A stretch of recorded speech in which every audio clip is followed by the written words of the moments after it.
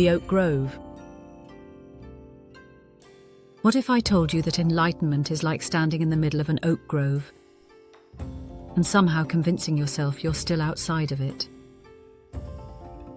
That's the riddle at the heart of today's metaphor. And it flips the whole idea of the distant goal of awakening on its head. You might think enlightenment is far off, hidden behind years of practice, or tucked away in some mountain monastery. But what if the oak grove has been surrounding you all along? That's why you'll want to stick around. Because the real obstacle isn't the distance. It's the refusal to notice where you're standing. In Zen, the oak grove is more than a picturesque backdrop.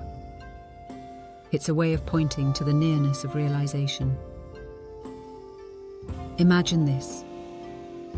You're close enough to hear the wind in the branches, feel the shade on your skin, maybe even kick up acorns with your feet. And yet, without that shift in awareness, you tell yourself you're still outside. That's the paradox of enlightenment. It's not across the desert or beyond the horizon. It's brushing your shoulder, whispering through the leaves.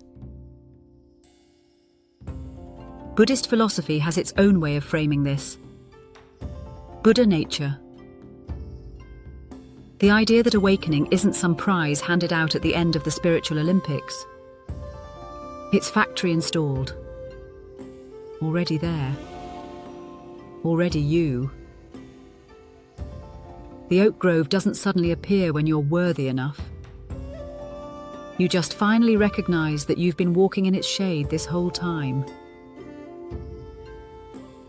But here's the catch. Proximity isn't participation. A person can loiter at the edges of the grove forever.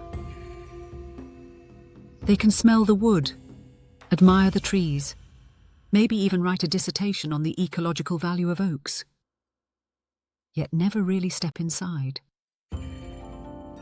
Zen makes the same point.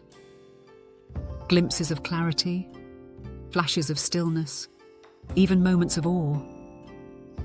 They're all invitations.